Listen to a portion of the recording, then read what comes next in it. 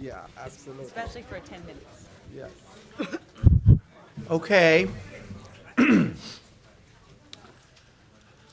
I think we will begin.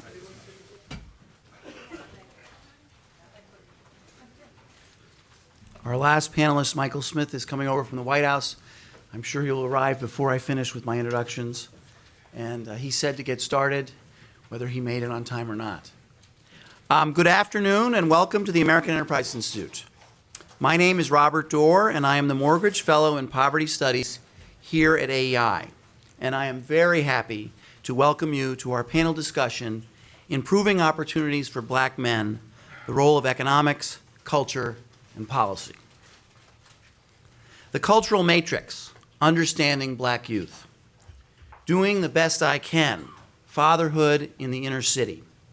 Helping Black Men Thrive. My Brother's Keeper.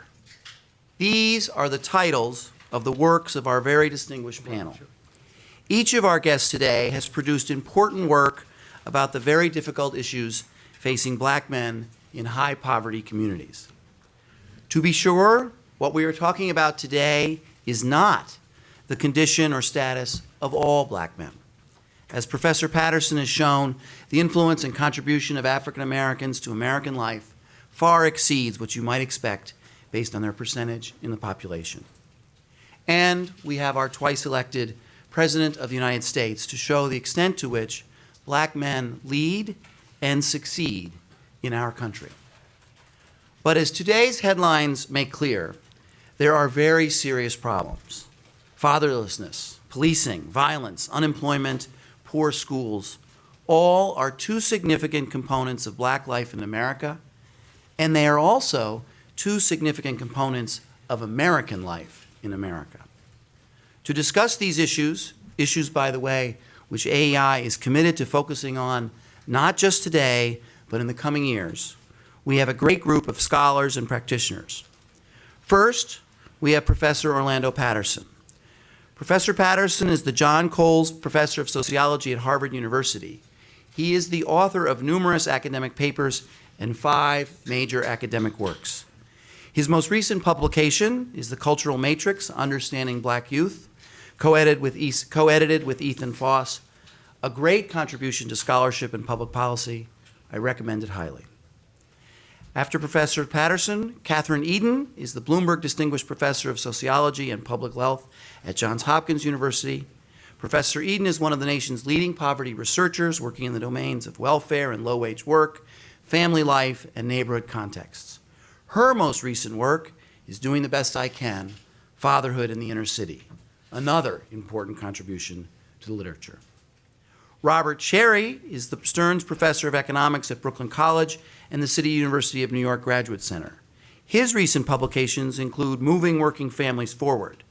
He also recently authored a Journal of Family and Economic Issues paper titled Labor Market Conditions and Teen Birth Rates, 2001 to 2009, and his article, Helping Black Men Thrive, appears in the current issue of National Affairs, another important work.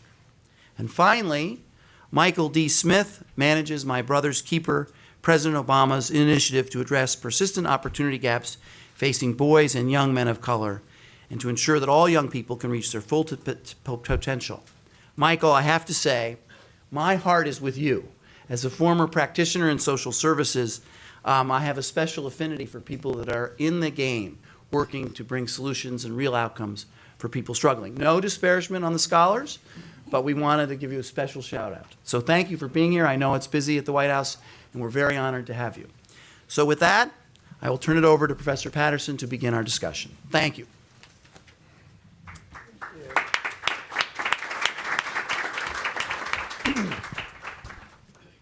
Thank you very much for inviting me to this important event. And I originally planned to do a PowerPoint, but with only 10 minutes, I think it's best if I just spoke without it. And I want to talk about what we've learned from this work, which was just published, The Cultural Matrix, Understanding Black Youth. It was several years in the making, and a collaborative study among the scholars contributing is Professor Eden And we see, it's, let me first say that culture occupies a very odd status, especially in the social sciences. Starting with, traditionally, most people thought that culture was important in understanding the plight of the poor, and as well as in understanding the charms and the advantages of the rich.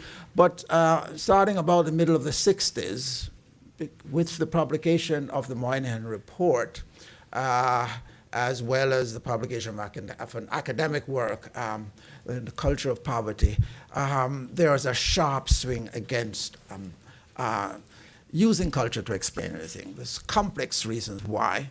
Moynihan has been made a bête noire of sociology, very unfairly, and for complex reasons having to do with racial pride, having to do with changes in intellectual fashion and so on. I'm happy to say that that's beginning to change. Moynihan's reputation has gone through a revival, partly because his predictions turned out to be quite correct. But I'm not here to defend Moynihan. I want to talk about this issue of how culture matters, and begin by making a couple points about culture. There's no such thing as a culture of the poor or the culture of poverty. It bothers me that economists who have now, especially behavioral economists, have now taken up the subject and beyond a purely rational choice approach, are beginning to develop what looks to me very much like a psychology of poverty. But that's, they're destined to sort of make the mistakes we made 20 years ago as they come to realize what exactly is involved here. We mean by culture then essentially shared knowledge about the world, and it's not static. If I want to leave one important point with you, it's quite dynamic. Culture can change. One reason why policy people hate to talk about culture is that they have the impression there's nothing you can do about it. Look, culture can change, and we have some dramatic examples of that in America. Not only the change in white attitudes with the civil rights movement, but even more recently, the incredible change in the culture towards gay people and gay marriages. Isn't that phenomenal? I mean, over a period of 10, 15 years, you have had a sea change. So culture can change, and we can change it. Another point I want to emphasize, sort of in every page of the work, we never talk about culture in isolation. It's their culture, and this culture is kind of like a Deus ex machina, which guides you. I mean, it always has to be seen in interaction with structural factors, economic factors. Culture works in context. So the same cultural pattern may have one set of consequences in one context, another in another. So remember that. Culture never sees in isolation. Now, what do we learn about inner city youth and culture of the inner city? Again, I want to just hit on a few points which I want you to go away with. We never talk again about inner city culture in the singular, or even black youth culture. There are cultures. The inner city is remarkably heterogeneous, socially and culturally. There are at least three major groups in the inner cities. There is, may come as a surprise to you, a middle class group who still live there. Sharkey has recently shown that, in fact, as much as over 65% of black Americans from families with over $66,000 grew up in the inner cities. I mean, the inner cities has a middle-class population. It has a very stable working-class population, about 50% who constitute the bulk of the population.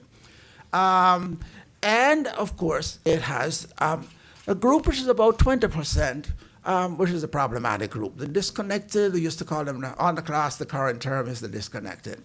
Now, I want to emphasize this, okay? So when you think of the inner cities, and including Baltimore, just remember the great majority, 80%, are among the most stable, God-fearing group. In fact, working class black Americans go to church and are more fundamentalist in their belief than any other group of Americans. Right? They are God-fearing. They are the most law-abiding group of people right there. So please, just disabuse yourself of the idea of the inner city and one group. In fact, this is the problem which the Baltimore police and the police in many other cities have. When they think of the inner city, they think of a single group, a single culture, when in fact it's nothing of the sort. Most of the culture of the inner cities is very, very stable, God-fearing, and so on. If anything, very conservative in some respect. What you do have, though, is about 20% on average, although it varies from city to city, between about 13.5% in Boston to as much as 25% in Detroit, of the so-called disconnected, the street people with a street culture. And that is a culture of violence. That is a culture, strong emphasis on hypermasculinity, misogynistic, and it is one which is a zone of instability and creates real problems for people in the inner cities. Let me just add here, since the emphasis has now been on the brutality and the savagery of the police, rightly so, being an occupying force, we're likely to forget something else, which the work also emphasizes, that black Americans in the inner cities are really now caught between a rock and a hard place. Between the rock of police brutality and savagery, okay, on the one hand, they become an occupying force, which tends to profile the entire black population in terms of the 20% who are the problem. And on the other hand, that 20% of really hardcore, if you like, street culture types, which that's been a problem. And it is a source of great violence. You've heard, of course, that the rate of homicide has gone down dramatically since the mid-90s, from the horrendous situation it was in the mid-80s. But I'm afraid it's leveled off at a point which is still disastrous. That is to say, the homicide rate is still 8 times the national average. And indeed, since about 2003, among teenagers, it's been rising again. So we shouldn't forget that other side of the problem. Black Americans in the inner cities badly need the police. So this is the dilemma they now face, because the police have become an occupying force which sort of sees all of them as problematic and is brutalizing everyone. But, as Kathy was saying to me recently, the worst thing that could happen to black Americans, other than having an occupying force of brutal savages policing them, is to have no police. And that's being caught between the rock and a hard place is the biggest problem facing black Americans now. Now, let me say that, continue that, the other cultures, those other 3 cultures, are just remarkable aspects of American life. They've contributed to the dominant culture out of all proportion to their numbers. It's really, and this, by the way, is not new. This is historic. In the 19th century, the dominant popular culture was minstrelsy. And minstrelsy was nothing more than, in fact, black culture, but in which the creators were mocked. But in fact, was was the basis of the most popular group. And black Americans have been sort of contributing not only to the music, but to theater, to fashion, and so on. And it's come from the inner cities. Don't forget that. So the inner city culture is one of enormous creativity. One of the things we try to explain then is this paradox that blacks find themselves in, of being socially isolated in the segregated community, but in fact culturally very integrated in the broader culture. Because that powerful cultural influence comes precisely from the fact that there is a dialectic, an interaction. Black Americans have always been very, very much absorbed in the dominant culture and draws inspiration from it even as it gives back to that culture, jazz, blues, what have you. And this continues to be the case.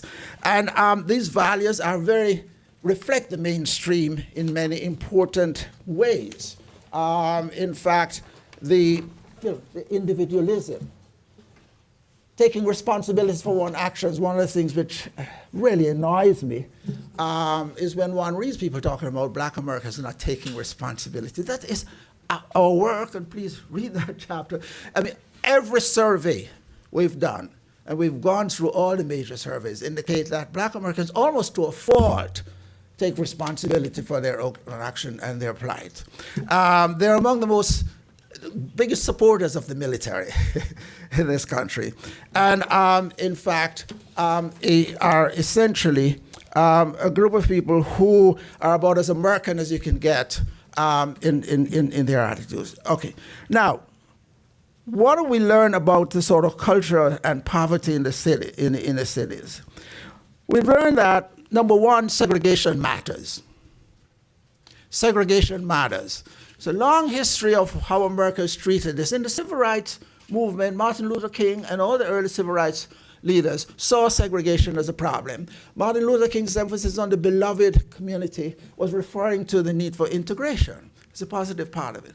Well, about the same time that there was this revolt against culture and the making of Moynihan and the Bête Noire, there was also a reaction against the idea of segregation as problematic, coming from, in a sense, the black leadership. And the same set of forces, in fact, which led to rejection of culture as an explanation, also account for the rise of black pride. Well, we don't have to sit next to a black kid to learn, and so on. You know the rhetoric. But what it did, as one of the most eminent sociologists, Douglas Massey, long ago tried to point out, is it meant that it took off the problem of segregation off the table to discussing what's problematic. And let me tell you, it is a problem because, you see, I mean, to succeed in America, you need not just book knowledge, not just the knowledge you learn in school, but cultural capital and social capital, which you don't get at school. Social capital is the interactions you make, the friends you make, who you know. Whom you know in America is as important as what you know. You come to Harvard not because Harvard has a superior teaching faculty. I can assure you that there are lots of other places I can point out to you, much cheaper too, where you'd get a better education in terms of the content and the relationship between professors and students. What you get at Harvard is social capital. What you get at a Harvard Business School, where all of you pay, again, you can read the case studies, you can acquire the knowledge, is that very important social capital, who you know. But there's another kind of knowledge, okay, which is the cultural capital, which is acquired, which is the tacit knowledge of success in the society. That tacit knowledge, again, you do not learn at school. You acquire it, it's passed down mainly through families, through interactions, and so on. It's very often knowledge that's embedded in interaction. Okay, we call it distributed knowledge. And that's what blacks are excluded from in being segregated. We find, yes, that the ghetto, the cultures of the ghetto enhances, provides protection. We show in one of our chapters that religion is still very important. That going to church up to the age of 14 matters even if you never go to church again. And we go to great lengths to demonstrate that. But it also presents problems.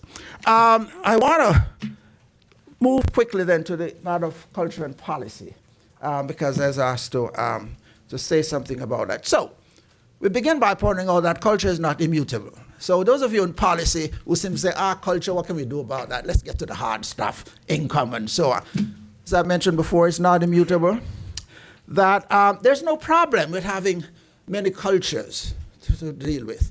One sociologist has recently mistakenly argued that a variety of cultures presents problems. No, we're good at code switching.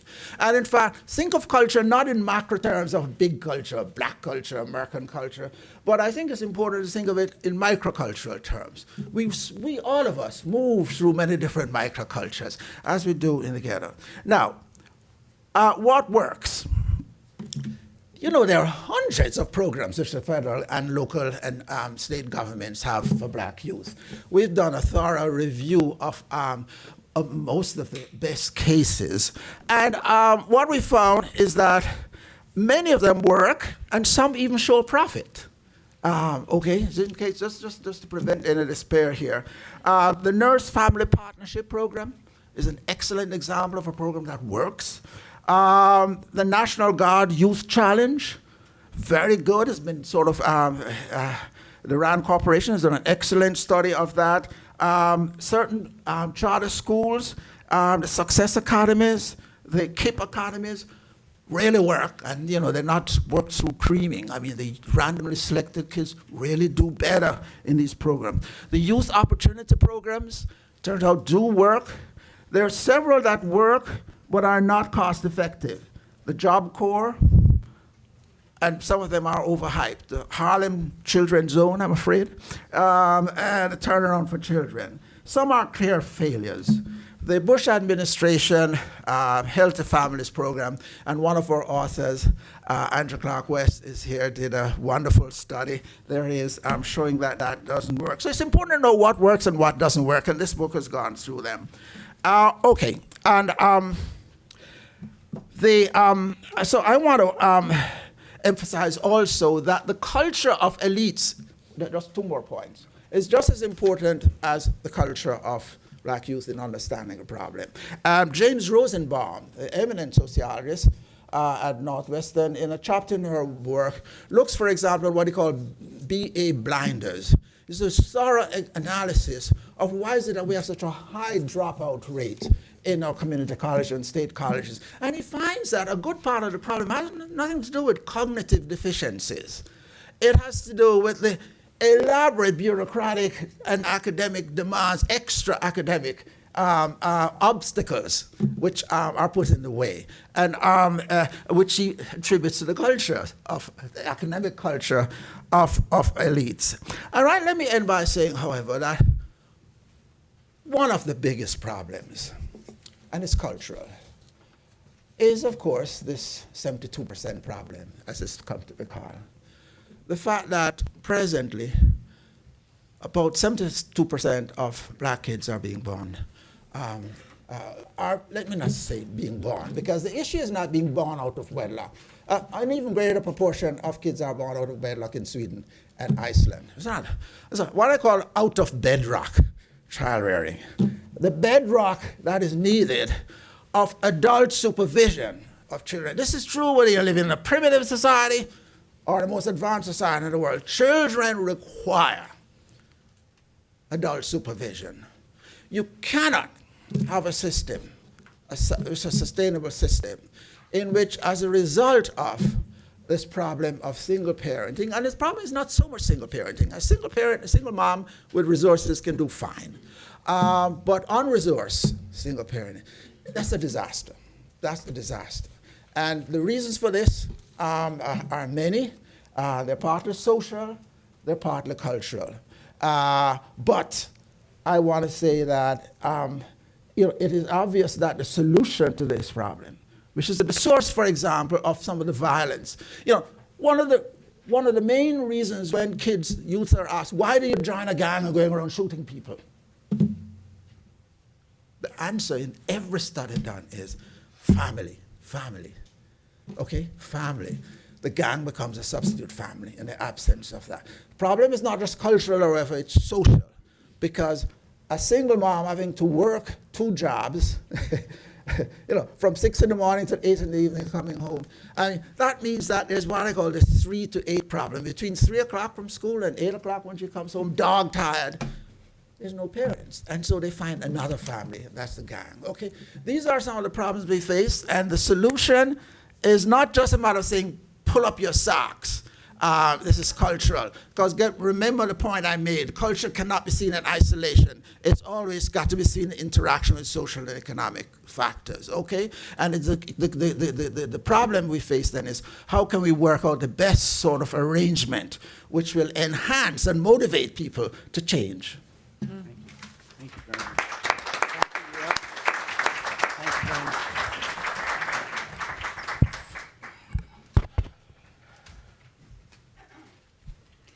Well, that's an act to follow for sure.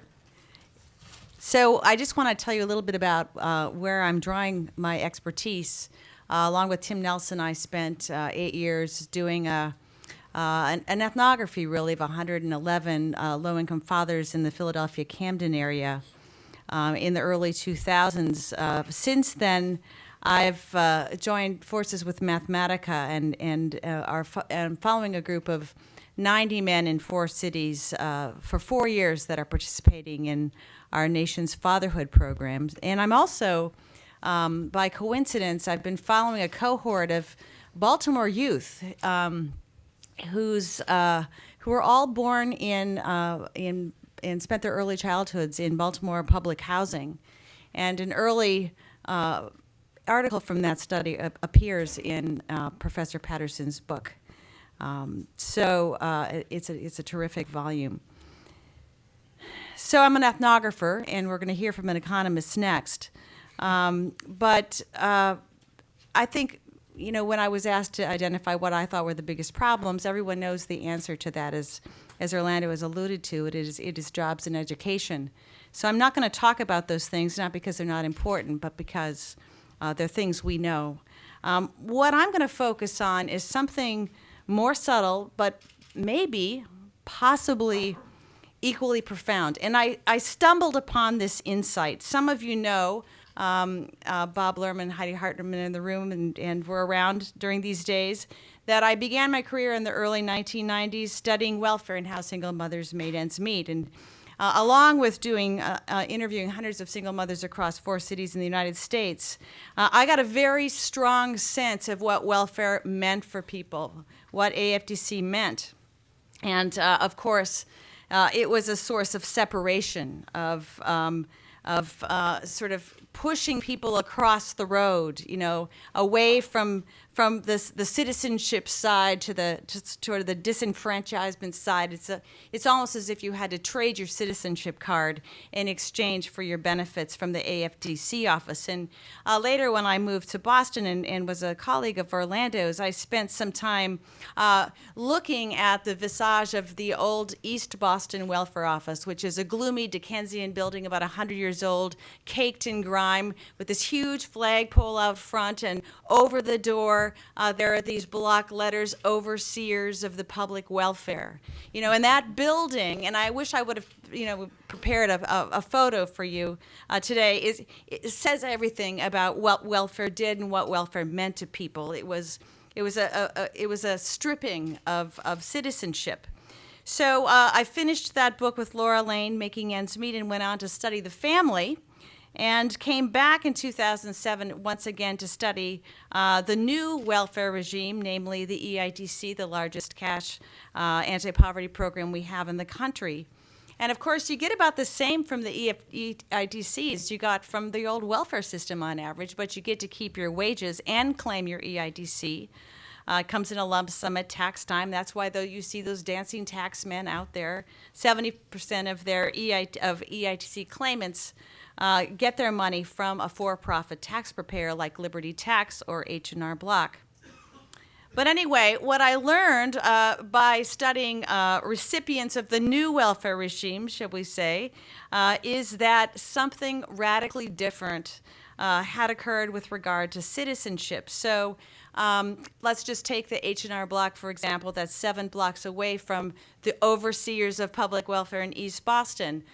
There, you're greeted with a smile. There are signs that say money in minutes, a popular campaign slogan that H&R Block was using that year was repeated in interview after interview. I've got people.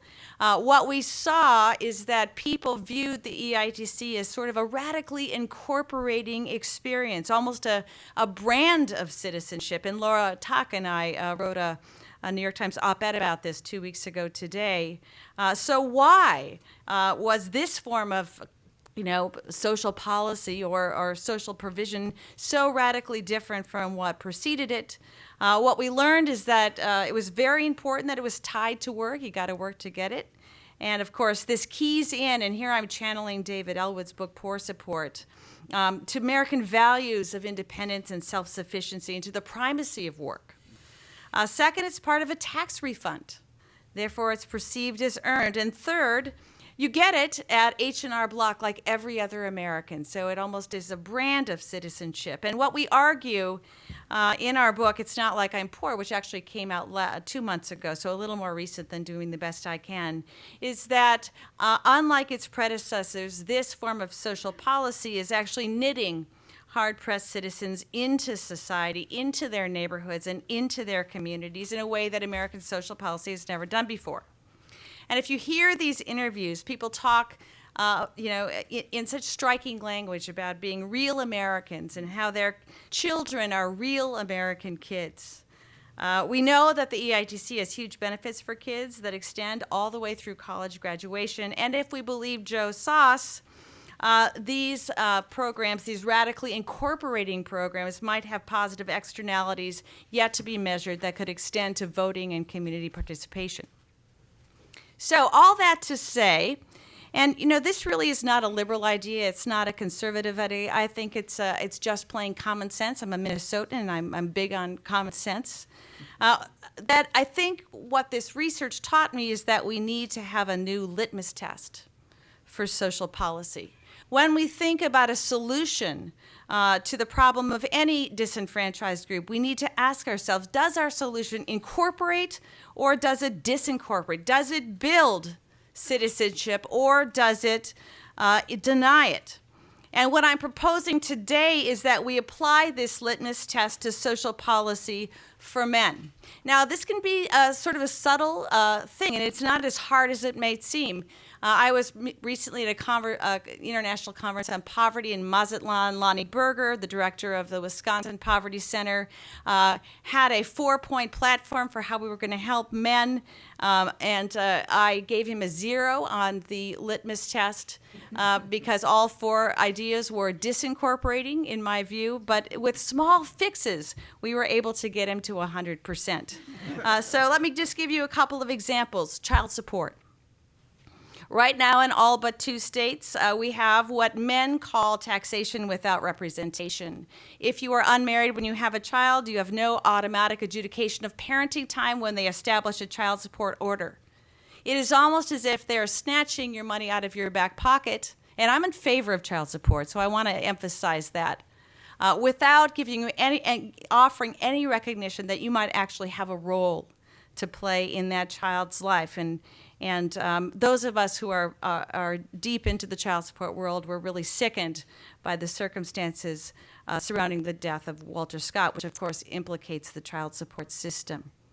Imagine instead of this taxation without representation system, you had an opportunity at your child's birth to demonstrate your value as a parent, to voluntarily not only sign up for child support, but also to be assured that your parenting time would be adjudicated because you had a vital role to play. Now, there are many other examples of what we might do. Extending the ITC, as Ron Mincy has written about, could help celebrate the active provision for those paying child support. And there are a dozen more subtle ways, like instilling the basic expectation in nurse home visitors and in prenatal clinics that a dad is going to participate. Now, I want to draw here, because I was trying to think of how I was going to convince Robert Dorr of this, for some basic principles drawn from developmental psychology. Now, I'm a sociologist, so my knowledge of what I'm about to say is very thin. And I'm a little bit hesitant to do this because we're talking about adults here, and these adults have equal status and equal honor and should be given equal honor to any of us in this room. But I'm going to borrow from the literature on parenting to display 3 different approaches towards social policy and to advocate strongly for one that has this incorporating feature. We know from child psychology that permissive parenting is not good, right? It doesn't benefit children. And in some ways, you could think of the pre-welfare reform era with regard to child support in particular as permissive, or maybe even as a form of not so benign neglect. Child development also teaches us that authoritative parenting is bad, right? This is all high structure but no warmth. And I would argue that in the post-PRORA period, we have been engaging in a lot of authoritarian parenting. Now, we've gotten child support up, that's good, but we've been doing it in ways that are citizenship stripping, disincorporating rather than incorporating. What we also know from child psychology is that the magic bullet is authoritative parenting, where you have both high structure and high warmth. We have high expectations for fathers to pay their child support, but we do so in a radically incorporating way. So we've got to maintain high expectations. I know this is going to make Robert happy. The EITC maintains high expectations. You have to work in order to get it. But we need to do so in a radically incorporating way. Now, let me emphasize that I have become in favor of approaches that are really are fully in line with American values. And we make this argument, and It's Not Like I'm Poor, and in my forthcoming book with Luke Schaefer, $2 a Day, Living on Virtually Nothing in America, which will be out in September. So this is why I'm so intent on talking about high expectations with regard to child support and men's participation in their kids' lives. Ultimately, the history of social policy in America suggests that this is the best way forward, not only for us, but for everyone, including the disenfranchised, because, and as I've spent much of my career documenting, the poor share many of the cultural values that we all do. And Orlando has pointed that out beautifully. We also need to remember that one core American value that rings true over and over again, and we can see it in our polling data, is that Americans, along with valuing self-sufficiency and the primacy of work, desire and have a strong sense of community. Americans want to help the poor, they just don't want to help the poor through welfare. Finally, I do want to make one remark about Baltimore. As a new daughter of Baltimore, the greatest city in America, and if you don't know why I'm calling it that, you need to get up there. I think my conclusion from the last couple of days of watching these events and coping with them with my neighbors is that what unites us is far more profound than what divides. So I would encourage you to remember sort of the punchline of the op-ed I wrote with Laura a couple of weeks ago. Incorporate, don't separate the poor, and for this audience, include men. Thank you. Thank you.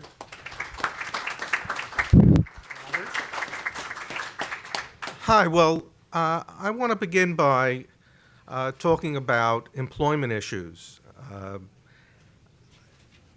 The latest data indicates that only 70% of black men 25 to 34, that is in their prime working and family years, only 70% at any point in time are working. If you take into account the prison population, if you take into account that it could be some men 1 month, different men another month, probably close to 1/2 of black men in that age group have substantial job idleness each year. So that it's a serious problem, this idleness, and I think it goes beyond aggregate data, which may show 20% or whatever, this age group. In my recent work, what was passed out was a shorter version of the National Affairs piece. I linked that to family. There are lots of reasons why there is unstable families within the black community. And I think the source is jobs, and that's why it's more serious than in the white community.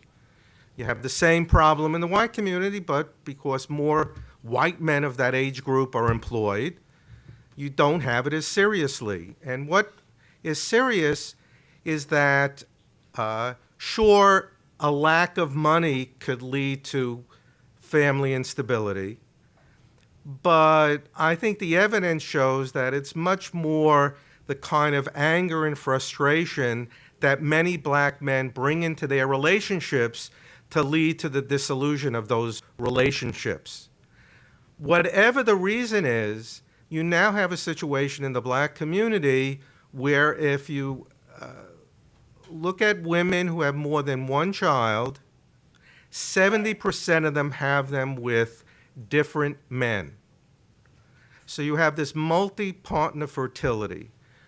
Why is that important? Is because you now have much more a state of flux of black men in the lives of their children.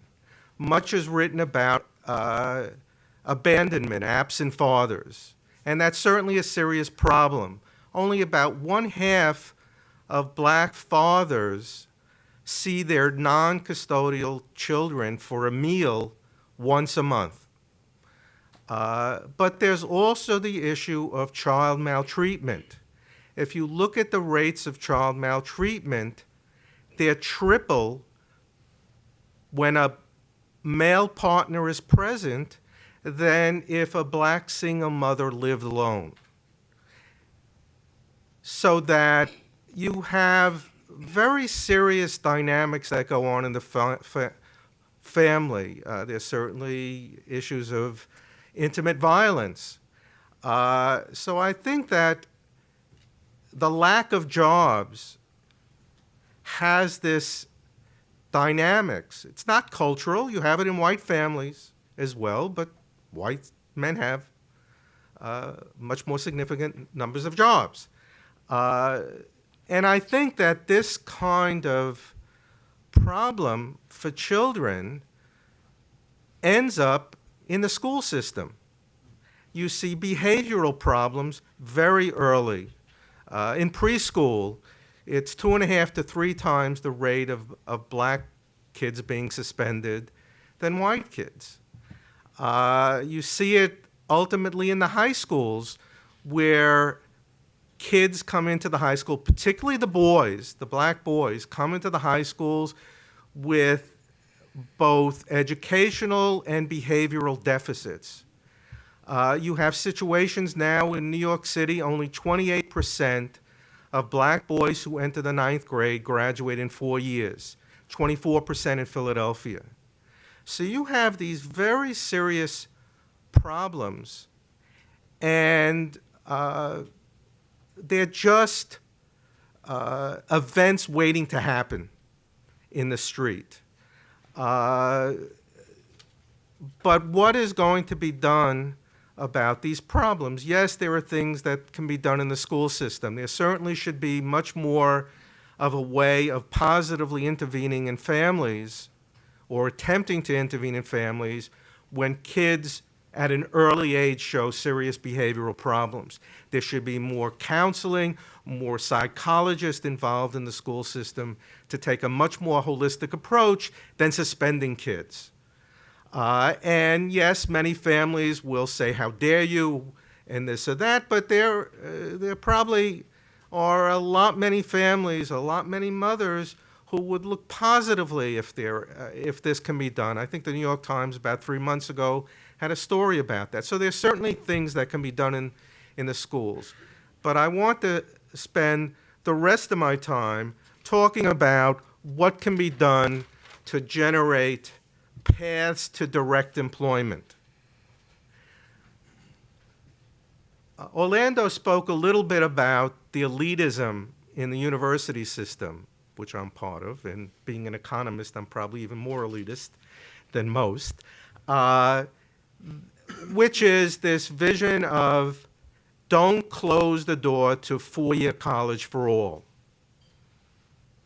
So that almost every program, even if it looks like it's occupational oriented, like getting people into community college occupational programs, always make sure the door is open for 4-year transfers.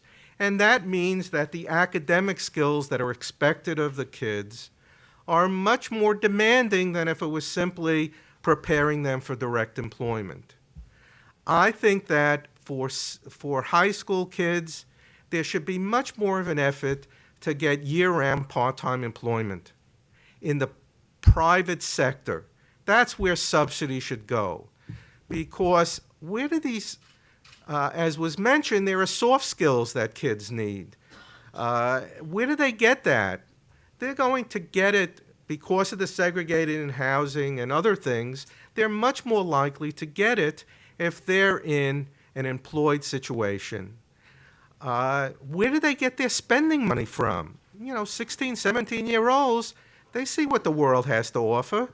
Where are they getting that money from? Where are the girls getting money from? You look at in the black community, the pregnancy rate of teen women, 1 out of 10 teen women are pregnant each year. That's down from 1 of 8 a few years ago. But it's still serious. You look at rates of sexually transmitted diseases. There are serious problems, and employment helps in these situations because it gets the spending money, but it also gets these soft skills. The second thing that I would mention is there are a number of programs in the high schools to move people in a more vocational way. Bob Lerman is here. There are apprenticeship programs that should be expanded. There are these college and technical education programs, CTE programs, that get people into community college occupational programs. Those are all fine and good, but if we're talking about the people who are at the most risk of not graduating high school, it's really the direct employment, and secondly, finding ways to link up, to have partnerships with certificate programs and very narrow occupational programs. And many of those programs are given by the for-profits, right? And for many people, the for-profits are the worst. And there's certainly examples of these for-profits being the worst. But there are, and you mentioned James Rosenbaum, he has some positive views of what might be called the best practices for profits. They do much more counseling, they're much more hands-on with the students, they're much more direct in getting them the training for direct employment, and I think it brings them out from the cold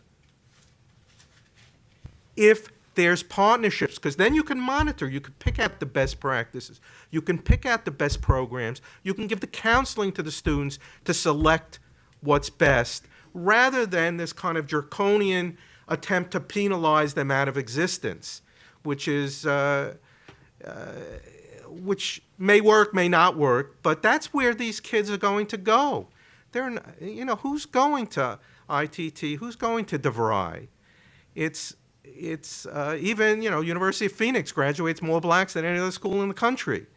There's Strayer University. There are a whole bunch of these places. And I think for the most at-risk kids, they should be included. Yes, the community colleges have programs, but I think that it's about time to bring them in from out of the cold. I wouldn't say this except I'm at American Enterprise Institute. At EPI, I'd say something different. But anyway, I think that we have to look much more closely at trying to ameliorate what goes on in these very chaotic and too often abusive families. And that's figuring out how to get some counseling services to these families and just not use suspension or something that leaves out what's going on in the family. I think we have to realize that it's unfortunate, but many of these black men bring their anger and frustrations into the family, and things should be done about that. But most importantly, we have to figure out how to have more direct employment and pathways to direct employment while they're teenagers, so they don't end up as part of that 50% 25 to 34-year-olds who are out of work substantially during the year. Thank you. Michael? Thank you. Good afternoon, everyone. Robert, thank you and the AAI team for inviting me here today, and thank you for hosting this important conversation. It's also an honor to be on the panel with such distinguished colleagues. I feel bad I don't have a book that I've authored, but maybe when I leave the White House. So I thought I'd just share a little bit about why My Brother's Keeper was created, and then talk a little bit about what's happened in the past year since My Brother's Keeper started.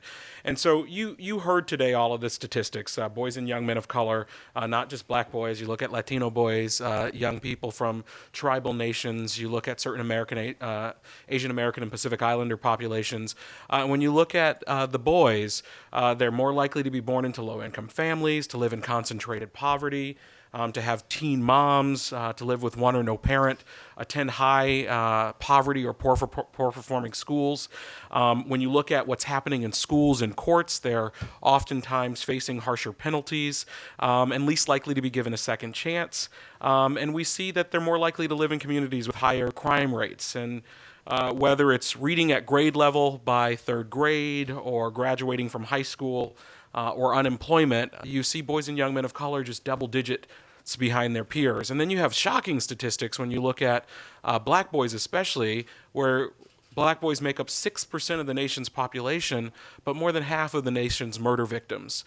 And so you kind of sit back and you pause and you realize there's something in our stream, and so we should do something about it.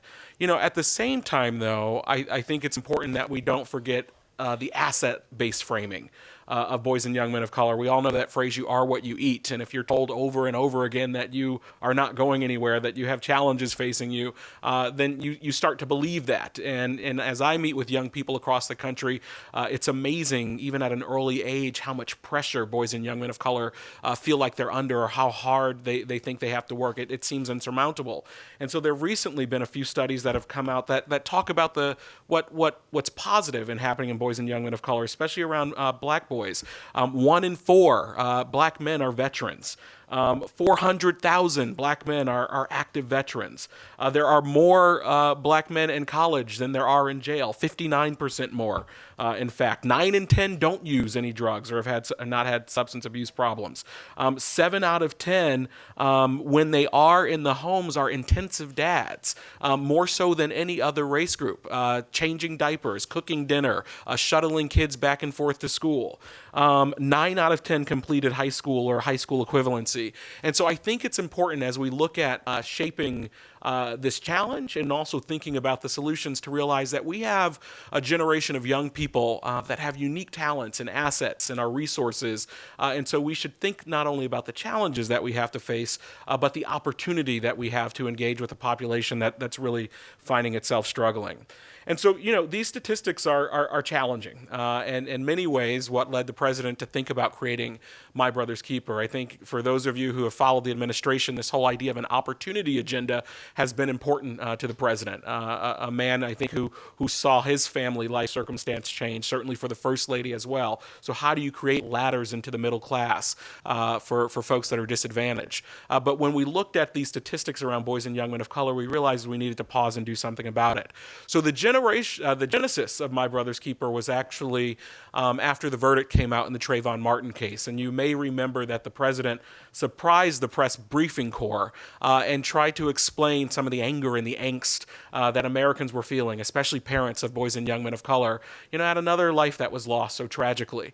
And he talked candidly about his own experience, talking about how before he was famous, he would, walk by a car and hear the doors lock, or have someone grab a purse closer, and about, the implicit bias that sometimes boys and young men of color face in this country, and that while we needed to figure out how to bolster them and provide pathways to opportunity, we also had to be honest that there are also barriers that needed to be removed, and that we needed to make sure that our kids knew that they mattered and that we were really facing these negative reinforcements that kids were getting. So that was summer of 2013, and he said, look, I don't have a secret plan. I don't think we're going to create some massive government program here, but there has to be something we can do. And so fast forward to February of 2014, the president launched My Brother's Keeper. And what it is an initiative to address these persistent opportunity gaps that are faced by boys and young men of color and make sure that all young people and communities can reach their full potential. And we are looking at a cradle to college and career strategy. We are laser focused on evidence-based interventions. Before I took this job, I ran something called the Social Innovation Fund, which was launched in 2009 to really prove, improve, and scale evidence-based interventions. And so I think when they were looking for someone to run this, they wanted someone who had that appreciation. I mean, we've got 1 in 8 nonprofits in this country that spend $0 on research and evaluation, 52% that don't have a theory of change or logic model. And, need is up. Resources for these organizations are down, so we're going to have to change the way that we think and realize that good is not good enough. And for those of us that are in business, have been in business and now in philanthropy, there's something that happens where we go completely to heart and lose our head, and we keep artificially sustaining these organizations that have no real impact, and just counting how many kids went through the door while they're falling through the cracks. That's something I feel strongly about. So My Brother's Keeper is really focused on evidence-based intervention, and we're looking at 6 milestones on the pathway from childhood to adulthood, where we know if we can have an impact at that level, it can be transformative for boys and for any kid, but certainly as we look at boys and young men of color. And so everything all the way from 0, starting really early, entering kindergarten ready to learn, maternal health, early screenings, etc. Reading at grade level by 3rd grade, where we have that shift from learning to read to reading to learn, and it's just so important that we get that done. Graduating from high school, ready for college and career, completing post-secondary education or training, successfully entering the workforce and reducing violence and providing a second chance. And so those are the areas we're focused on. And even when we look at the high school dropout rate, we can applaud some recent gains that we've made for the nation and even for minority populations. I think our graduation rate right now is about 80%. But when you look at boys and young men of color, we're still looking at communities that are down to 50%. We had a team in from Rochester a few weeks back, and I think a couple years ago, their graduation rate for boys and young men of color was 9%.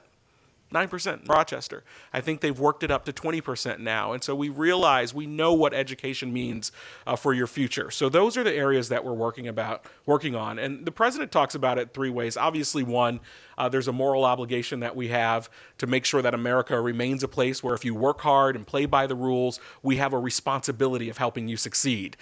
Because when you succeed, we succeed. And really trying to return us to a place where our neighbors' kids are our kids. And I grew up poor in Western Massachusetts, but I lived in a neighborhood where I knew I could knock on either door on both sides of where I lived, and I could ride my bike up and down that street. I wasn't allowed to go off that street, but I knew I could do that. And so just making sure that we really ramp up that ethic, that we have a responsibility for each other. I think the other piece is recognizing that even sometimes you can work really hard and there's still barriers in your way that we have to remove. And then also that there's an economic imperative, not just a moral obligation. I think that the stats are on disconnected youth. There are almost 7 million disconnected youth in this country that are not in school or not working, ages 16 to 24. The vast majority of them happen to be boys and young men of color. And the data shows there's a $1.6 trillion loss to society from a fiscal perspective, and a $4.8 trillion loss from a social perspective. And so if we look at a nation that is based on production and consumption, we've got to make sure, to the points that my colleagues here made, that we have boys and young men of color that are producing the next Apple's the next big thing in this country, and they're incredibly talented. And we also have to make sure that they're consuming at $30, $40, $50 an hour jobs and not $8, $9, $10 an hour jobs. And so that's something that we are very much focused on. So I'll tell you a little bit about what we've been doing. So the first thing that happened is the president created the My Brother's Keeper Task Force, which is a task force of almost every single cabinet member and White House office director that has anything to do with domestic policy. And they were charged with coming up with with recommendations for how we can expand effective policies, remove barriers that weren't working. And they gave those recommendations to the president in May of last year and have been just tracking incredible work ever since. I'll give you a couple examples. So Department of Labor has the American Apprenticeship Initiative, which is really working on finding pathways into employment and trying to jumpstart that American spirit of apprenticeship. We heard about the National Guard Youth Challenge, public-private partnerships like AmeriCorps creating Youth Opportunity AmeriCorps to make sure these disconnected youth or kids that are at risk from being disconnected are serving and being served at the same time. There's School Turnaround AmeriCorps, 21st Century Conservation Corps, really getting back to that Roosevelt idea of getting young people involved in working by getting their hands dirty in the forest and urban forest and as well. We're seeing the Department of Education and Justice issuing new guidance. So there was correctional education guidance. I actually joined Secretary Duncan and former Attorney General Holder for an event at an Alexandria juvenile detention facility after this guidance was released that was telling juvenile detention centers, actually you have to educate young people when they're in your facilities. And if they have disabilities, whether they're learning or physical disabilities, they're given certain allowances. And there's a certain amount of time they have to be in the classroom, and they're eligible for Pell Grants. And so just clarifying the rules has been hugely helpful for communities. You saw the 21st Century Policing Task Force, where communities are working to work on law enforcement relationships with communities. And then Department of Education is working on the school suspension reform piece as well, where we're seeing young boys and girls, especially young boys and girls of colors, being suspended at ridiculously disproportionate rates. As early as pre-K. For things where you used to get a timeout or have to go in the corner, you're now being pulled out of the school, sometime involving law enforcement. And so we're really trying to help communities think about those challenges. The Department of Health and Human Services even made more money available for mental health. So that's what's happening on the policy side of things. One of the pieces I'm most excited about is the place-based work. So the president launched something called the My Brother's Keeper Community Challenge. There are now nearly 200 mayors, tribal leaders, and county executives that have accepted the president's My Brother's Keeper Community Challenge. And within 180 days, they are convening their community in a very public way and developing local action plans for how they're going to reduce disparities and beginning to implement at the end of 180 days. So Mayor Nutter in Philadelphia was the first to release his plan, which will include trying to reduce juvenile arrests by 50%, and they have plans and dollars on how they're going to get it done. Mayor Ballard in Indianapolis was the second to release a plan. They're looking at doing Harlem Children's Zone style block by block work, and they have foundation funding to support the executive director for 3 years. And so we're seeing communities take this incredibly, incredibly seriously.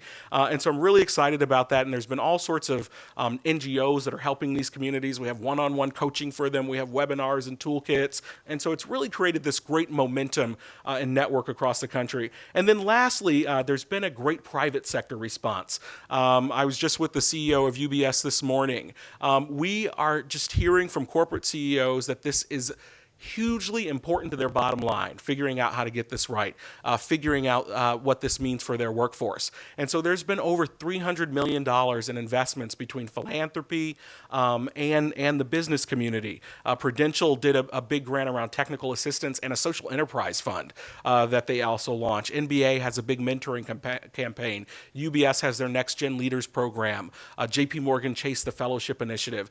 And so we've just been really, really, really impressed to see the corporate America step up. So the first year of My Brother's Keeper has really been all about building the infrastructure and beginning to implement the work in all three of these work streams. And now we're really focused on impact and making sure that these communities are ready to report on progress, that we are making sure that the federal policy efforts are implemented well and that we can report on what's happening, and making sure so this work is leading to impact and also embedded in a way so that this isn't just something that is, the president's.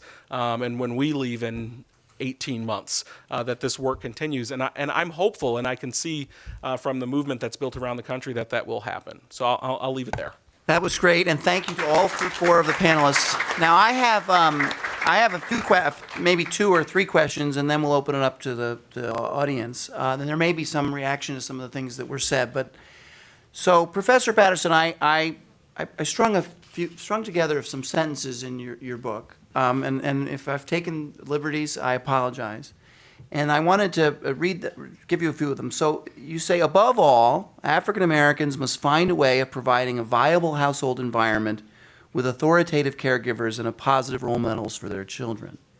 We do not propose to tell African Americans what kind of household arrangements or union patterns to choose, but we do say that a better arrangement must be found if the mass of African Americans, especially their youth, are ever to participate fully in the complex post-industrial society in which they live, and that this might require a social movement akin to the civil rights movement, though one now directed at internal social and cultural transformation, facilitated, to be sure, by strong and sympathetic government and private sector support. So my question is, we've heard a lot about nurse-family partnership, early childhood development, more jobs. I'm a government person. I'm familiar with all of these things, these interventions, child support reform. Professor Patterson and the rest of the panel, if we do those things, but don't do what you appear to be talking about here, do you think we'll be successful? I thought you'd like that passage. But I want to emphasize that this has got to be a mutual effort. That is to say, the government role and the private sector has got to be involved in incentivizing this move. And it's, as a comparative sociologist, I've searched around the world to see if we have another situation like this, and I couldn't find any.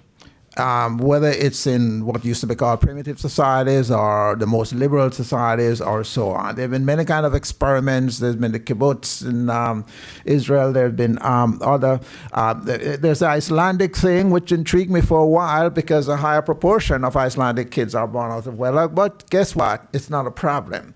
The reason it's not a problem is twofold. Eventually, most Icelandic parents do get together and do get married. Even the kids are born out of wedlock. Well, more importantly, the Icelandic state provides support at all those 7 key points in terms of child care. For me, I'm right now sort of very focused on the 3 to 8 problem because when you look closely at the child rearing arrangement, and there have been many excellent works, including regular report on who's managing the kids, really detailed look at what the arrangements are, whether it's an organized arrangement, whether it's a grandmother, and so on. Now, the interesting thing is that African Americans do not differ much in terms of the kids being left alone and so on. The interesting difference, the one significant difference, is a much higher proportion rely on sibling. It's like twice as high as the nearest. So the older kids are bringing up younger kids. Now, and that's, I tell you why that's problematic. Apart from the fact that it's not a great idea to have kids bringing up kids, no matter how responsible they are. In fact, it's usually better for the kid doing up the bringing up because then it's usually she becomes very responsible. And it's one of the sources of why it is that black women are doing so much better than black men. But that's another issue. One of the things I fear, consequence of that, is you normalize the idea of kids being authority figures. And for boys, that just streams right into the gang leader being substitute for the sib who was at home. So I mean that is somehow we've got to and this is where the government and the private sector will become important. Find ways in which we provide institutional framework. After school programs are becoming, it's got to be very important. I mean, a lot of studies on that, but this is where I would really, really focus. The 3 to 8 problem or 3 to 7 problem. We need structures. And we know that they work, not as well as they should, but we know that they improve cognitive skills. But more important, we know that they're very highly related with reduction in violence and delinquency. So that's where I'd put my money as far as government support goes. But having done all of that, it seems to me that African Americans have got to work out. And I'm not going to tell them how to do it. And, there are variations which are possible. But they've got to work out a system in which ensures ensures that there's an adult there supervising the socialization of children, because too many of them are being socialized by SIB, who are really kids themselves, are not being supervised at all. So that if you wanted me to emphasize one thing, I'd say, now what they're going to do, as I said, I very carefully say I'm not going to tell African Americans how to do it. I mean, getting married in a suburban two-family way may be not on the cards, but there may be other arrangements which other countries have, or what have you. Or the way I say it, I'm going to leave it to the wisdom of the African American crowd. But some solution has got to be found. Kathy, anybody else want to comment on that? And I have a follow-up too. So I think any reasonable social scientist would agree that family structure is both a cause and a consequence of poverty. And in doing the best I can, and in work I've done with Laura Tack, we demonstrate that the rate of instability and complexity, let's say in the bottom third of the income distribution, is historically unique and unique among rich nations. At no other time in history in a developed nation have we seen such a high rate of turmoil in the family, and the evidence is mounting about the deleterious effects on kids. So the question is what to do, and in doing the best I can, we argue sort of that the key, we know from the Fragile Families Survey, right, that these couples arrive at the hospital together saying they're going to get married, this magic moment. But when we really look in depth, sort of under the hood, ethnographically, at what's going on in these couples, we find that in the bottom third of the income distribution, families are really being formed by accident rather than design. Very brief courtships, not, as Orlando says, there's no bedrock, right? These are not relationships. They became relationships after the fact in response to a surprise pregnancy. The couple doesn't know each other very well, so there is no glue. When those hard times come, they break up quickly, about half within the first year of a child's life. But men and women in their early adulthood are in a desperate sense search for meaning. And if they don't have jobs, and they don't have other sources of meaning, if they don't feel they matter, if they've not been given a meaningful way to contribute, children are going to become that meaning source. And so childbearing, we argue, is motivated, and in fact, multiple partner fertility, this family go-round that men are on and this father go-round that children end up on, we argue, is partly a consequence of the fact that there aren't alternative sources of meaning for men and women. One other thing I'd like to say is that if you want to motivate a young man of color, talk to that young man about their kids. I think what we've neglected to emphasize or notice in this country is how much men have embraced the father role. So, but of course, just at the time that they've embraced it, they're less and less likely to be able to really claim it in a meaningful way. Michael, I'm curious about the important role the president. Sure, go ahead. I always hesitate to do this, but I think Kathy is dead wrong. I mean, Spice it up. I think that this notion that's based on what men say is problematic. It certainly wasn't the narrative that you had in your previous books, in your previous writing, that these men, many of them, whatever their rhetoric is, that their behavior speaks much differently. And I think it's a balancing act we have to take where, yes, I think they're genuine. They're not lying when they say they want to be this, they want to be that, and we should have ways to help them on that path. But we should have no illusion that that's their behavior. That, when we look at intimate violence, when we look at there's this Alice Goffman book that just came out, and while she wants to blame all the problems on the criminal justice system, these men are not nice. They're cheating, they're irresponsible, and I think we have to be much more honest. And yes, we have to not be tough love and, like we are with child custody.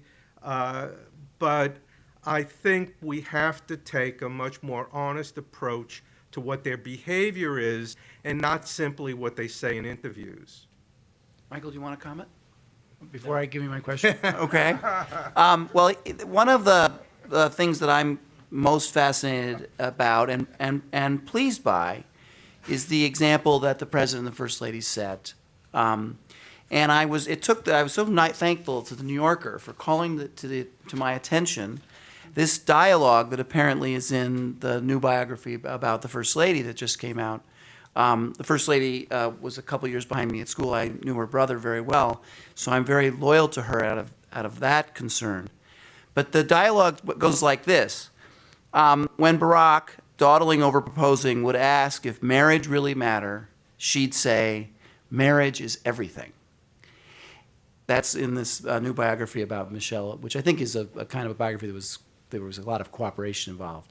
So what I want to ask you, Michael, is when sometimes the president gets some blowback when he talks about the example he and Michelle have set, or the roles of fathers in children's lives, or the importance of two parents in kids' lives. How do you react to that? How does the White House react to that? And what's the current position on the importance of them as role models for the country? Well, I think the administration has certainly invested quite a bit in healthy fatherhood and healthy relationships. You've heard the president certainly, around Father's Day, talking about what the data shows, that, when kids are growing up in a healthy, stable two-parent home, there are all sorts of positive consequences and negative consequences when that doesn't happen. And so that is something that the administration continues to push. But I think what you hear from the administration is making sure that it's a healthy situation when two folks are coupled together. And so I think that's one. And I think the president's example with the First Lady is hugely important for communities across the country.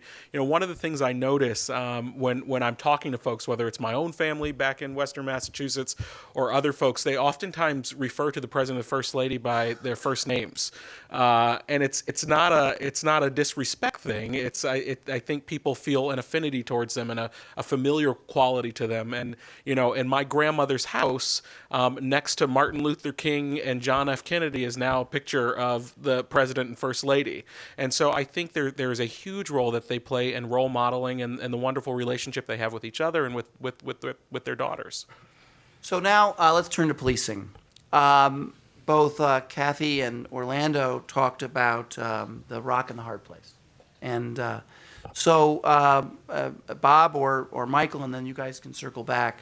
How possible is it that the reaction to the aspects of bad policing will be no policing in areas where many families and citizens need that protection? Oh my goodness! One of the inspiring components of My Brother's Keeper has been, and I've been to many of these local action summits that the My Brother's Keeper communities are hosting across the country. And on almost every single one, law enforcement is there. They are there in force. They're helping to co-facilitate sessions. They're working with young people. Almost every time, whether it's a sheriff or a head of public safety, they've stopped me afterwards saying, what can I do? We want to be more involved. And so I think My Brother's Keeper has created for these communities that are developing these action plans a safe place to have very difficult discussions, and also to think about what the long-term planning is, whether it's increasing community policing, whether it's expanding police athletic league programs, having more youth law enforcement forums. And so they're doing this kind of work for the long term, as opposed to waiting for crisis to happen. And I think that is probably one of the most hugely important things, to think about this now, be honest about the challenges. We also had a group of about 20 cities, their law enforcement folks that were with us at the White House about a month ago, for a public safety data forum, where they were really thinking about how do you use data. The public safety head in Indianapolis is really excited about this, as is Mayor Ballard, to make sure that you're targeting time, attention, and resources where it most matters. And and not blindly going forward. And so I think that is just one of the pieces that's incredibly important. I also think that the policing report that came out, the 21st Century Policing Report, has been helpful for communities because it gives them a toolkit, it gives them a guide, it gives them a set of principles that have been developed by this, bipartisan, diverse group of folks that they can go back to their public safety officials and also to their local elected officials and ask, what are we doing here? Are we adopting these principles? How far are we away from that? And that's really the focus that we're trying to put there.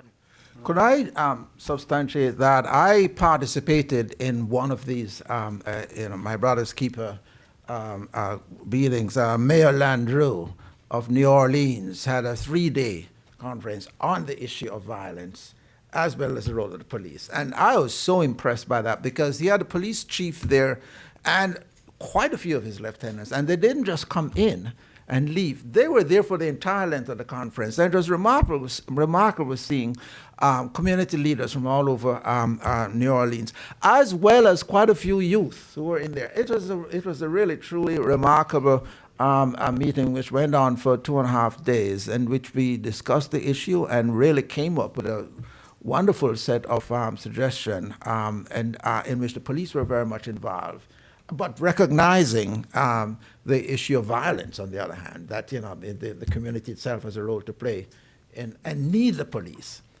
in this NOLA for Life program. So that was one of them. If the others are like this, we are in for greatly improved situation. But Kathy or Bob on the policing? No. Okay.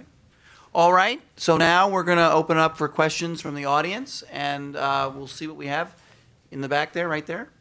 I just have a quick question on, I'm sorry, I'm Carlson, and I work for the PR consultant. Okay. I just had a question about what you think are the similarities or differences between with the trends that you've seen among Black youth when you distinguish between African American families that have been here for hundreds of years versus young immigrant African families. Because I have people who tell me they use that they say that, oh, well, African families, perform better, or the children from those kinds of backgrounds do better. Yeah. What are your thoughts on that? Yeah. First of all, let me say that there's a wonderful chapter in the book on just that subject, comparing West Indians and others. Okay, first of all, let me get rid of one myth.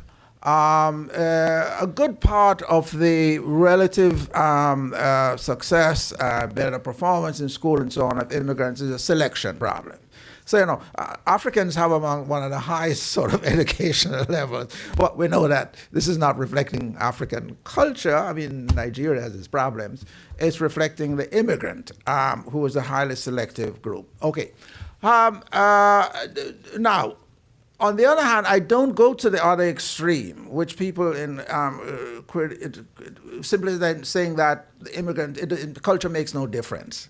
It's just selection. Because, as Van Tran pointed out in his chapter looking at West Indian, culture is important in an American-grown culture. That is to say, immigrants in America, in interacting and taking advantage of the situation in America, do develop the distinctive culture, which in fact buffers them, even as Tran shows, even though they're living right there in the ghettos with the kids and all the problems and so on. So culture does matter, not because Indians are bringing over this wonderful Indian culture with them, as I always say. If that was the case, why is it that there are 500 million poor people in India? Or because Africans are bringing over wonderful, Nigeria is a dysfunctional mess. But because precisely of the cultural process of interaction of a highly motivated group, taking advantage of the American context, creating something one may call American immigrant culture, which is in fact grown here. And so culture does matter in that sense. Yes, sir. Right there. Thank you. My name is Jimmy Kemp. I run the Jack Kemp Foundation. And thank you, AEI, for having this, and you all for your perspectives. Given that the topic is jobs and policy and the economy. And yes, culture matters, but in terms of public policy, government is not exactly a leader on the culture front. What policies can you specifically say here's the lowest hanging fruit that Democrats and Republicans can get on board with? And you may not be surprised that I'm partial to true enterprise zones, which from my perspective have been bastardized into empowerment zones, which aren't all bad, but they're not enterprise zones, which really unleash the aspiration that we want young men in our society and young women to have. So enterprise zones being an example, what are some of the other possibilities? We'll have Kathy and then Michael, and we're looking for low-hanging fruit where there are potential for bipartisan consensus. Okay, so some will be low-hanging and some will be bipartisan. So Whatever that means. the first thing I think we need to do is we really need to think carefully about, and I think you'll like this too, Robert, this process of accidental family formation. I mean, at the top of the income distribution, we have all the planning in the world, and at the bottom, we have, to say there's a lack of a bedrock, I think, is an understatement. And we need to figure out how to motivate young women and men to plan their families. And I think we could do that through public information campaigns. We could do that with high school curriculum. There's been some experimentation around that. But if you form a family by accident rather than by design, you are almost condemned from the get-go from having a stable family. Number two, I think there's not a lot of support for this idea, and it's kind of unusual because I think we're a very family-oriented culture.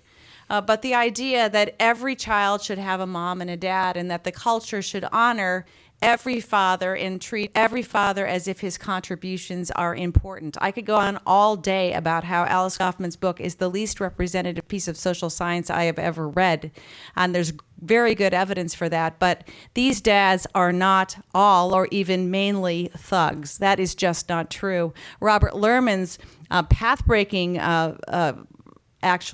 research that I've tried to replicate has shown that at any given time, a man who ever has a non-marital birth is actively fathering on a weekly basis at least one of his non-marital children. So it's a complicated picture, but we need to really focus on child support as a way, as a way that men can claim their right to parent their children. And the third thing that I would advocate for is these simple solutions that transform single mother serving institutions to fragile family serving institutions. Behind every so-called single mother, there's probably a fragile family, so we should get dad in, get dad involved, get dad on the emergency contact form. I'll be brief. I think there are three things that we've been focused on and seen certainly some bipartisan support, even if it's coming from the private sector. One is just making sure that we're filling the jobs of the future and really kind of moving away from this idea. I started my career in philanthropy doing digital divide work, and I saw my fair share of resume writing courses, and you bring people in and teach them how to write a resume and some soft skills and good luck.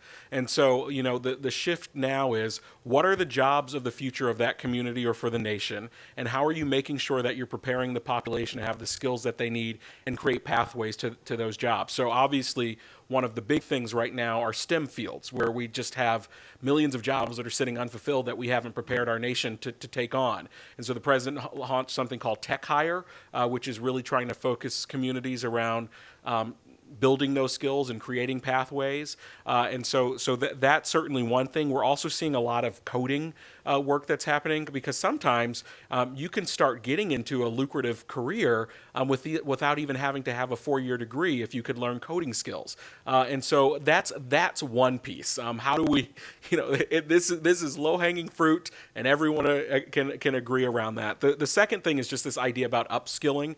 And I've had a chance and so the Department of Labor has been really focused focus on this. I've had a chance to see it in so many levels, especially when I was at the Social Innovation Fund, taking someone that may be a bellman at a hotel and making sure that they're getting the skills and training on the job they need so that they can become the night manager and then the manager, but making sure folks are getting the skills to take on higher paying jobs and get more education so they can take care of their families. And then the third piece, I think, is second chances. And so we're seeing all sorts of, you had so many bad programs with folks getting out of jail and trying to get them a job. But now you have efforts like the Center for Employment Opportunities. That's an evidence-based program that is beginning to work with folks that are incarcerated while they're still in jail, giving them skills, helping them think about the life afterwards, getting them a job the day after they get out, interacting with the employer, making sure they have money in their pocket in the first week. So, how are you integrating people back into the community? And so I think those are three things that are already beginning to work that if, we could get more support, it could be even bigger and better. I want to mention four. I think the private sector can really become creatively involved in what I already emphasized, that after-school care and pre-care. I mean, I want to see the private sector become much more involved in reinforcing that, because many of them simply are not efficient enough. And secondly, job training programs. Now, one of the chapters in our book, we actually studied various organizations which addresses the issue of not so much how you get a job, because it turns out in Boston, the problem isn't getting jobs, it's keeping jobs, because they lack the soft skills. I mean, the emphasis on respect, for example, looking the wrong way, and you walk off the job. And so there are organizations which take 6 weeks, 8 weeks to train these people into how you sort of, really, how you smile at people, how you present yourself, and so on. The one we study is called Strive, but there are many others, and I'd love to see that upscale more, because actually they work. It turns out that these kids do not resent this at all. I mean, they welcome it. I mean, they want it. And third, I strongly approve. One of the remarkable things about inner city kids in the inner cities is their level of entrepreneurship. I mean, it's pretty amazing what's done with hip hop, for example, the way in which the internet technology is used. And I think that in some equivalent of the microcredit system, which has existed all over Asia and so on, and an American version of this, in which these this incipient entrepreneurial talent, which is out there in the city, is encouraged, and people sort of, provided with some capital. I'm pretty sure it will work. And finally, we are very impressed in our evaluation of programs at work that the youth opportunity programs have been sort of thing which the president used to do before he became president, in fact, that quite a few of them have been evaluated and shown to work very well, have sort of very, very significant positive consequences. So those are four. Upscaling these would be great. But I mean, those are four sort of ways areas in which I think the private sector could really sort of help. So we are scheduled to go to 1:30, which we're past, but maybe I'll take one more question. This gentleman right here, and then we'll. But I want to thank everybody for a great panel so far. Yes, sir. I want to thank everybody, all the panelists. It's been very refreshing. I've been trying to capture this on video because when I get back, I want to share it with quite a few people. I'm starting to know why sometimes academics tend to get out of touch, because I think oftentimes we're using old and outdated data. I think what Michael is talking about, getting out in the field today is going to be the best measure and caliber of trying to set the tenor as to where the dollars should go, as to what the academics need to sometimes come into the trenches or put research dollars in programs such as what we're doing. We run a program called Career Innovations of America. Our program deals with student-based options, personal discovery. I'm working with young people that I'm sitting down talking with, and I'm trying to find out what is it they want to do with their lives. We pull all types of discovery programs first. We do personal discovery, which is more subjective in nature. Then we do objective discovery, which allows us to see what's the divide and the deviations between subjectively what they want and objectively what are the inventories they have right now. And then we attempt to build a pathway from what they say they want to do based on where they are with the various inventories as it relates to character. So what I'm trying to put as a question here, are there research dollars available for programs that need funding so that we can take models such as mine? I can answer that. And begin to That vet is what I those? call a quammit, what you just did. But so I have to pitch my old job, the Social Innovation Fund. We deploy about $70 million a year, not tons of money, but pretty good money to prove, improve, and scale evidence-based practices. So if you have at least preliminary results that your program is working as early as pre-post test, we provide grants between $1 and $10 million to both do the research and evaluation to increase your level of evidence, getting all the way up to randomized control trials, as well as scaling. So it's nationalservice.gov/SIF, and the president has really been pushing this across the administration. So there's the I3 program at Department of Education that does the same thing. And sometimes philanthropy especially talks a lot about evidence and evaluation, but the money is so hard to come by. We have our grantees spending 30-40% of their budgets on the evaluation piece because we know how important that is. I3, very similar, and there are also similar programs at Health and Human Services and funding things like Nurse-Family Partnership and trying to replicate those. But there is money certainly out there from a federal government perspective. Also take a look at Michelle Jolin's organization, America Achieves.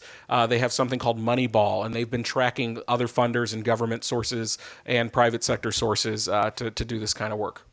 Yep, that was very good. We also is at Notre Dame. Professor Sullivan has set up a laboratory on economic opportunity where he's looking for community-based programs to partner with and then do strong evaluations that find results. So, great panel. Thank you all for being here. Thank you for bringing. This is just the beginning of a discussion. We've got lots more to talk about in the coming years. Thank you. We're just going to have to disagree. I have to run. Sorry. Well, Thanks for that. I have to run. okay. Very much.